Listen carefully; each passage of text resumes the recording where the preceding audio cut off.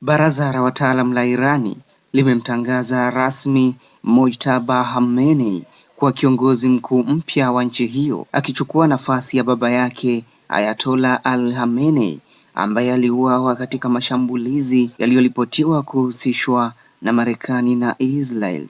Uamuzi huo umetolewa na Baraza la Wataalam, chombo cha juu cha makasisi nchini Irani ambacho kina jukumu la kumchagua kiongozi mkuu wa Jamhuri ya Kiislamu.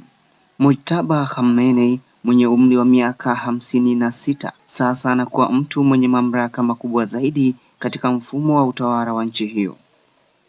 Tofauti na baba yake, Mojtaba Khamenei hajawahi kujitokeza sana hadharani. Kwa miaka mingi amebaki nyuma ya pazia la siasa za Irani. Hajawahi kushika wadhifa rasmi wa serikali wala kutoa hotuba nyingi hadharani au mahojiano na vyombo vya habari. Picha na video zake pia zimekuwa chache sana kuonekana hadharani. Hata hivyo, kwa muda mrefu kumekuwa na taarifa za uvumi kwamba alikuwa na ushawishi mkubwa katika maamuzi ya kisiasa ndani ya utawala wa Irani.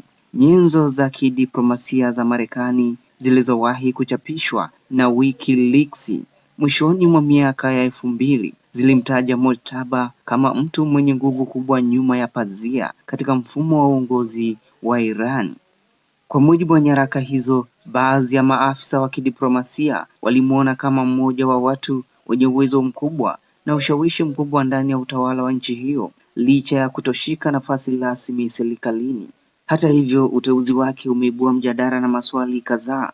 Mfumo wa Jamhuri ya Kiislamu ya Iran ulioanzishwa mnamo mwaka 1979 baada ya kuangushwa kwa utawala wa kifalme katika mapinduzi yaliyobadili kabisa mfumo wa uongozi wa nchi hiyo. Tangu wakati huo, kanuni kuu ya mfumo wa uongozi huo imekuwa kwamba kiongozi mkuu huchaguliwa kutokana na uwezo wake wa kidini, ujuzi wa sheria za Kiislamu na uongozi uliothibitishwa badala ya urithi wa kifamilia. Ndiyo maana baadhi ya wachambuzi wanaona uteuzi wa mwana wa kiongozi aliyekuwepo unaweza kuzua mjadala ndani na nje ya Iran.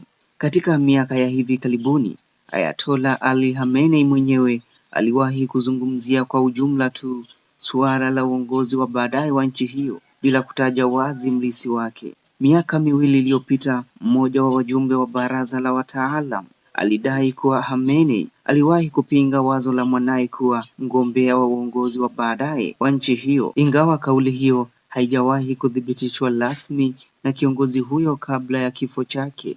Wakati huo, uteuzi huo umeibua mjadala katika siasa za kimataifa.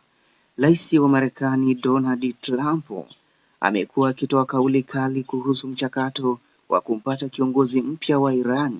Katika siku za hivi karibuni, Trump alisema alikuwa na nia ya kushiriki kwa namna fulani katika mchakato wa uteuzi wa kiongozi mkuu wa Iran, ingawa alionyesha kuwa angeweza kukubali mtu mwenye uhusiano na uongozi uliopita kuchukua nafasi hiyo. Alipinga wazi uwezekano wa Mojtaba Khamenei kwa kiongozi mpya. Mapema wiki hii, Trump alinukuliwa akisema, "Mtoto wa Khamenei simkubali." Na katika kauli nyingine aliyotoa saa chache zilizopita, alisema kuwa bila idhini yake, yeyote atakayechukua nafasi hiyo hatadumu kwa muda mrefu. Kwa upande mwingine, serikali ya Israeli nayo imetoa onyo ikisema itaendelea kufuatilia kwa karibu kila mrithi wa aliyekuwa kiongozi mkuu wa Iran.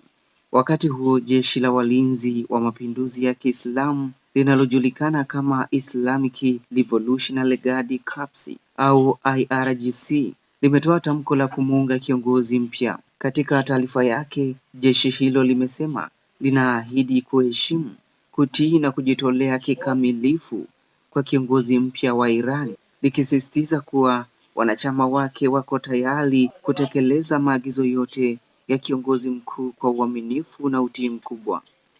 IRGC ni moja ya taasisi zenye nguvu zaidi nchini Iran. Mbali na majukumu ya kijeshi, kikosi hicho kina ushawishi mkubwa katika masuala ya usalama, siasa na hata uchumi wa nchi hiyo. Uteuzi wa Mojtaba Khamenei sasa unafungua ukurasa mpya katika siasa za Irani, huku macho ya dunia yakielekezwa kuona namna atakavyoiongoza nchi hiyo katika kipindi hiki chenye changamoto kubwa za kisiasa na kidiplomasia.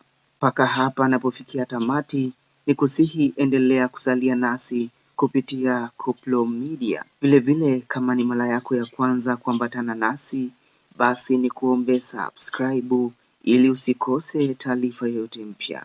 Koplo Media, tunahakiki ukweli kabla ya kukujulisha.